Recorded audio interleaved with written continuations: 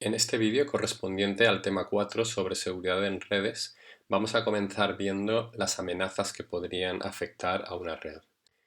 Veremos primeramente amenazas en este vídeo y en vídeos posteriores algunas contramedidas a estas amenazas y también algunos consejos sobre seguridad en el Enterprise Network. Antes de comenzar a analizar las amenazas, vamos a ver los tipos de amenazas que nos podemos encontrar. Como podéis ver en la transparencia, las he dividido en 5. La primera es un tipo de amenaza en la cual comprometemos información interna. La identidad del atacante obtiene, por ejemplo, el control de algún elemento interno de la red. Esto quiere decir que podría obtener o comprometer información sobre cuentas de usuario, usuarios y passwords de algún tipo de servidor, router, switch o cualquier tipo de equipamiento que podamos tener en nuestra red que pueda ser susceptible de ser atacado. La segunda es la modificación, y en este tipo de amenazas el atacante lo que hace es poder modificar o editar el contenido de algún mensaje o cierta información.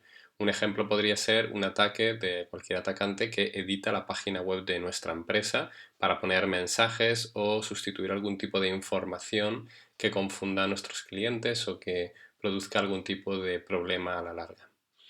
El siguiente tipo de amenaza que queremos evitar es el de suplantación. En este caso, el objetivo del atacante es hacerse pasar por otra persona o intentar hacerse pasar por otro dispositivo. Se suele llamar phishing en Internet y, por ejemplo, podríamos poner como ejemplo que tengamos servidores internos en nuestra empresa, dentro de nuestro data center, que no sean accesibles desde el exterior, pero que un atacante se haga pasar por un usuario interno, por ejemplo, falsificando sus direcciones IP, para poder acceder a ese servidor y obtener información que solamente el personal de la empresa o de la red debería de poder leer. El siguiente tipo de amenaza es de reenvío y en este caso lo que hacemos es modificar información que está en tránsito. Por ejemplo, esto es un típico ataque que se suele llamar ataque de man in the middle. Cuando un usuario de nuestra red accede a un servidor para poder hacer algún tipo de operación, un atacante que estuviese escuchando la información podría capturarla y volver a enviarla al servidor por segunda vez para intentar acceder a ese servidor utilizando la información que estaba enviando el usuario, que a lo mejor era información sobre sus credenciales o cualquier tipo de información que solamente el usuario legal sabía y que al ser capturado por el atacante y reenviado al servidor podría obtener algún tipo de acceso prioritario a ese servidor. También podría ser una modificación, por ejemplo, capturar una operación que sea una transferencia bancaria o cualquier tipo de operación en curso y modificar, por ejemplo, la cuenta destino o el importe de la transferencia. El último ataque que vamos a ver, o el último tipo de amenaza, se llama denegación de servicio. En este caso, lo que tratamos de hacer es que el servicio que la empresa o que un servidor o que un sistema está dando sea impedido. Ejemplos podrían ser saturar una red para que un atacante, por ejemplo, impida que un servidor de la red funcione correctamente o para que los usuarios de una determinada red empiecen a notar que el ancho de banda que tienen disponible es muy bajo porque, por ejemplo, se está inyectando mucho tráfico o algún tipo de saturación muy fuerte sobre un servidor que haga que incluso este se reinicie. Estas son algunas de las amenazas a las que nos enfrentamos en una red y que tenemos que conocer, puesto que de alguna manera vamos a tener que mitigarlas utilizando diferentes herramientas que iremos viendo a lo largo de este tema. La seguridad, ¿qué servicios nos debería de ofrecer? ¿Qué cosas tenemos que tratar de controlar en nuestra red para que la seguridad esté garantizada? Por una parte, la confidencialidad. Queremos que los datos que enviamos, incluso aunque estos sean interceptados, no puedan ser leídos. Y como veremos, pues vamos a tener que utilizar técnicas en muchos casos de encriptación o tratar de restringir al máximo por dónde viajan los datos en nuestra red. Además, vamos a garantizar la integridad, que se refiere a que el mensaje, desde origen hasta destino, ha de llegar íntegro. No puede un atacante capturar tráfico, modificarlo y reenviarlo al servidor haciéndose pasar por nosotros. Tenemos que tener herramientas para asegurarnos de que esto no pase. Otro elemento muy importante es lo que se llama la autenticación, ¿vale? No es autentificación. en redes se dice autenticación, y básicamente es poder asegurar a un dispositivo que somos un usuario con suficientes privilegios para poder acceder a él. Con ello queremos decir que para acceder a un dispositivo o para hacer algún tipo de operación vamos a necesitar un usuario y password o una firma digital o algún tipo de sistema que garantice que somos quien decimos ser. No siempre ha de ser un usuario y un password. Por ejemplo, un mecanismo muy sencillo de autenticación para acceder a la red podría ser simplemente que un sistema, un network access que esté controlando el acceso a la red compruebe que la dirección MAC es la correcta. Es una forma muy sencilla de autenticación no basada en passwords. Por otro lado, queremos también garantizar el no repudio. Esto indica que cuando nosotros hacemos una operación, enviamos un email o realizamos algún tipo de tarea, el destinatario no puede decir que no la hemos hecho o que no existe. Si yo, por ejemplo, he enviado un email y esto ha sucedido realmente, tengo que poder garantizar que eso ha pasado o tengo que garantizar al menos de que he sido yo el que lo ha hecho y no otra persona. A continuación, control de acceso.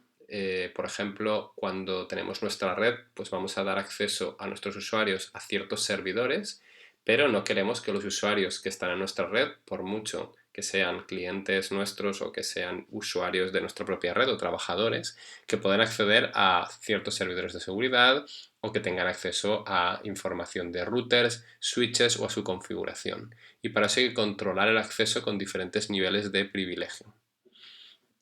Otros temas importantes son la auditoría, que básicamente consiste en registrar todo lo que está pasando en la red y poder de alguna manera hacer un seguimiento a posteriori si hay algún tipo de ataque, lo que se llama un análisis forense de lo que ha sucedido paso a paso para poder evitarlo en el futuro y para poder detectar el origen.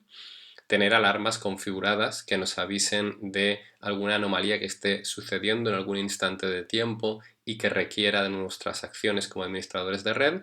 Y por último, el último servicio es la disponibilidad. Es garantizar que el servicio esté disponible todo el tiempo. Es decir, que la red esté siempre activa para nuestros usuarios, que los servidores estén funcionando siempre, que podamos hacer llamadas utilizando telefonía IP y que no haya ningún tipo de problema asociado a un ataque dentro de nuestra red. Vamos a repasar algunas de las amenazas que podríamos sufrir tanto a nivel de red como a nivel de los sistemas que tengamos funcionando dentro de nuestra red, que pueden ser tanto servidores como dispositivos de nuestros trabajadores o gente que se conecta a nuestra red como invitado. La primera de las amenazas podría ser el sniffing, es la más común y es una amenaza pues, fácil de llevar a cabo. Consiste en capturar tráfico de usuarios que estén utilizando la red. Por ejemplo, capturar tráfico de usuarios que están haciendo uso de la red Wi-Fi o, por ejemplo, capturar tráfico de personas que están en algún momento, personas de nuestra red que se están comunicando con la red de Internet y que están enviando y recibiendo tráfico de Internet supuestamente de forma confidencial, pero de la cual podríamos estar capturando el tráfico. Incluso conectándonos a un switch de la red y tratando de capturar tráfico de usuarios que estén conectados también a ese switch, engañando de alguna manera al switch, como veremos más adelante. El objetivo principal siempre es obtener usuarios y password o información confidencial que pueda ser utilizada en ataques posteriores. Por lo tanto, el ataque no es un ataque por sí en el cual vayamos a sufrir directamente del ataque, sino que es un ataque que requiere primero averiguar cierta información para utilizarla a posteriori. Lo mismo sucede con el barrido de puertos. El objetivo de realizar barridos de puertos es ver si en una máquina concreta el servidor tiene abiertos puertos TCP o UDP que puedan ser explotados a posteriori. Por ejemplo, si tenemos puertos FTP, SSH o Telnet abiertos en una máquina y tras un barrido de puertos un atacante los detecta abiertos, podría tratar de ver si algunas de las publicaciones sobre seguridad donde se indican defectos en el funcionamiento del software en determinados servidores ha sido corregido o no en la máquina que quiere atacar. Si hay una publicación indicando que el SSH puede ser atacado con una serie de cadenas o mensajes que hayan sido publicados, podría tratar de probarlo en nuestro servidor para ver si funciona. Por último tenemos el pack de fragmentación de paquetes, que es un ataque antiguo que normalmente se llamó ping de la muerte, puesto que había un software que en los años 80-90 permitía enviar pings de un tamaño más grande del habitual. Normalmente los pings son mensajes pequeños. Este ping enviaba mensajes más grandes que el definido dentro del protocolo IP, y por lo tanto cuando la máquina los recibía tenía un fallo y se apagaba o se reiniciaba. Por eso el nombre de ping de la muerte. Los sistemas operativos actuales ya corrigieron esos problemas, pero cada día se detectan otro tipo de vulnerabilidades similares a las del bug de fragmentación de paquetes, y hay que siempre tratar de tener actualizados los sistemas operativos a las últimas versiones. Otro problema importante que podemos encontrarnos asociado tanto a routers, switches como servidores es el uso de bugs en el software. Quiere decir que hay errores en el diseño de determinados paquetes de software que un atacante podría vulnerar o podría explotar utilizando lo que se suele llamar habitualmente exploits. Los exploits habitualmente son programas de software que se conectan directamente o remotamente a las máquinas que queremos atacar y que prueban ciertas combinaciones de mensajes o ciertos mensajes o cadenas que hacen que el sistema, debido a un problema de configuración o de desarrollo, fallen y en muchos casos permitan al atacante obtener lo que se llama una consola del sistema. Sería como si el sistema en ese momento, el software, imaginaros un software de transferencia de ficheros FTP al cual enviamos una determinada instrucción o cadena que hace que se pare el software y entonces nos devuelva la consola del sistema, puesto que el sistema se ha parado. Si hemos ejecutado ese servidor con muchos privilegios, lo que va a obtener el atacante es una consola de sistema con los privilegios que tenía el servidor FTP, que si fueran de administrador, cosa que no se debe hacer, serían privilegios demasiado altos y podría además realizar modificaciones en el propio sistema. Algunos de los problemas de seguridad más comunes suelen ser los que se indican aquí, que son los caballos de Troya y botnets o los ataques dirigidos por datos. En el caso de los ataques de Troya se trata de software que normalmente el atacante envía a un usuario de la máquina que quiere atacar para que éste lo ejecute sin ser consciente de lo que está ejecutando. Y normalmente suelen ir enmascarados dentro de correos electrónicos o links en páginas web. Este software se instala en la máquina que vamos a atacar y permite al atacante controlarla de alguna manera, ya que normalmente abre un puerto determinado en la máquina que ha sido atacada, al cual se le pueden enviar instrucciones para que realice cualquier operación que el atacante quiera. Si realizamos esto de manera masiva, es decir, si atacamos muchas máquinas utilizando caballos de Troya o malware, podemos crear al final una red de robots o botnets que permitan ejecutar de manera sincronizada las acciones del atacante. Algunos de los ataques que se pueden utilizar, pues muchas veces son ataques dirigidos, en los cuales, pues bueno, se hace llegar a la víctima, como hemos dicho, el software, se infecta a la máquina y después, en diferido, podemos indicarle a la máquina que realice las operaciones que nosotros queremos. También existen ataques como por ejemplo los CryptoLockers, que después de que un atacante ejecute el software malware que va incorporado por ejemplo en un correo, pueda encriptar toda la información del ordenador de la víctima y pedir después un rescate para recuperar esa información, lo que se suele llamar un ransom. Y a partir de ese momento, si el atacante no recibe pues, la cantidad de dinero que haya solicitado, el ordenador que ha sido atacado queda encriptado y queda inutilizado hasta pues, pagar ese rescate. En relación con lo que comentábamos en la transparencia anterior, es importante destacar los botnets, ya que han sido un gran problema para muchas empresas en los últimos años.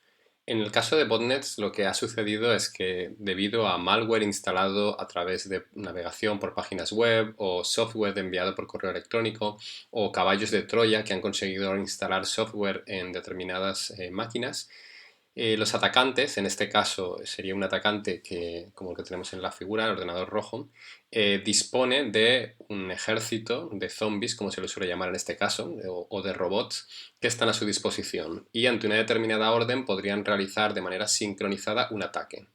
Imaginaros un ataque en el cual todos los usuarios realizan, o todas las máquinas realizan un ping a un destino o empiezan a realizar de manera masiva consultas u otro tipo de ataques que habitualmente se suelen llamar ataques de denegación de servicio, que como veremos en la siguiente transparencia.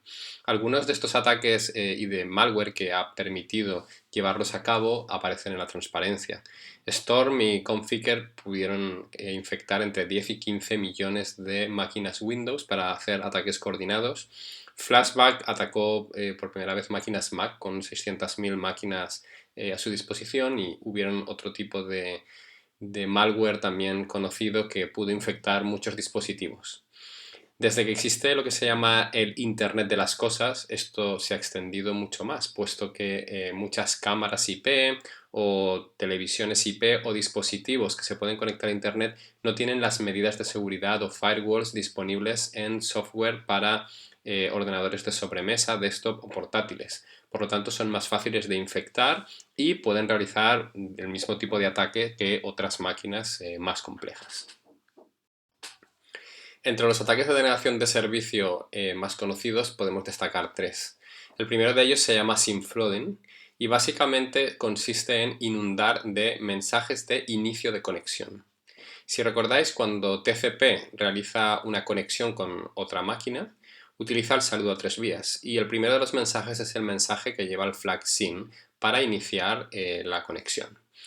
Un atacante podría generar millones de mensajes de este tipo desde muchas máquinas, de manera que las conexiones no llegan a completarse, se quedan medio abiertas y podríamos llegar a saturar la memoria o el buffer disponible para conexiones en el servidor destino. Esto impediría que otros usuarios que están intentando acceder a esa máquina puedan hacerlo, puesto que se ha llegado al máximo número de conexiones permitidas. Por otro lado, tenemos mail bombing, que consiste en saturar de correo electrónico a un servidor de correo para que los usuarios legales de ese servicio no puedan descargar su correo o no puedan recibir en sus buzones correo nuevo, ya que la máquina que se encarga de procesarlo está ocupada procesando millones de correos que serían en este caso spam. Y por último, pings coordinados desde muchas máquinas simultáneamente con el fin de ocupar ancho de banda en una red o básicamente bloquear simplemente una máquina que se ocuparía de contestar pings y no realizaría otro tipo de funciones que debería realizar, como por ejemplo dar acceso a clientes a una web de un banco o una web cualquiera que haga comercio electrónico online. La usurpación de identidad o spoofing también es un quebradero de cabeza para administradores de sistemas y para usuarios. Los usuarios pueden recibirlo de diferentes maneras. Un caso muy habitual es recibir un email de una entidad bancaria que se hace pasar por nuestro banco, que nos pide que nos conectemos al sistema. En ese caso, realmente el link que nos envía es una página web en un servidor diferente que clona exactamente la apariencia de nuestro banco y que trata de obtener nuestras credenciales de usuario y contraseña. En una red el spoofing lo podemos ver en diferentes puntos. Aquí tenemos tres ejemplos. El primero de ellos se trata del ARP spoofing. Si recordáis, el protocolo ARP, son las siglas de Address Resolution Protocol, es un protocolo que nos ayuda a averiguar la dirección MAC de un usuario a partir de su dirección IP. Podríamos engañar utilizando mensajes ARP falsos a un switch que normalmente aprende dónde se encuentra cada uno de los dispositivos conectados a sus puertos y aprende cuál es su dirección MAC. Enviando mensajes incorrectos podríamos hacer creer al switch que conectado a un determinado puerto hay una máquina distinta, y de ese modo podríamos usurpar la identidad de un servidor, por ejemplo, en un puerto donde nosotros conectemos nuestro ordenador, y de esa manera recibir todo el correo, todos los mensajes o toda la información que fuese destinada a esa máquina que hemos usurpado. Por otro lado, se puede combinar con el IP spoofing, que es un ataque similar al anterior. Tratamos de usurpar la dirección IP de otra máquina. Imaginar que, por ejemplo, en nuestra red hemos utilizado un sistema de control de acceso basado en lo que veremos posteriormente como listas de acceso. Estas listas de acceso pueden controlar el acceso a un determinado recurso en base a su dirección IP origen. Si falsificamos nuestra dirección IP de origen, podríamos hacer creer a un router que implementa estas listas o a un firewall que tenemos una IP legal y por lo tanto nos dejaría acceder a una determinada parte de la red. Para terminar, tenemos el DNS spoofing. En este caso, cuando un cliente utiliza o realiza una consulta DNS, si estamos capturando tráfico en la red porque hemos falsificado, por ejemplo, nuestra MAC o nuestra dirección IP y somos capaces de hacerlo, podríamos contestar a ese usuario al mensaje DNS antes de que lo haga el propio servidor con la dirección IP de una máquina que no es la correcta. Si, por ejemplo, el usuario quisiera conectarse a una web de un banco, podríamos contestarle rápidamente con la dirección IP de una máquina que no sería la del banco, sino un clon de esa máquina.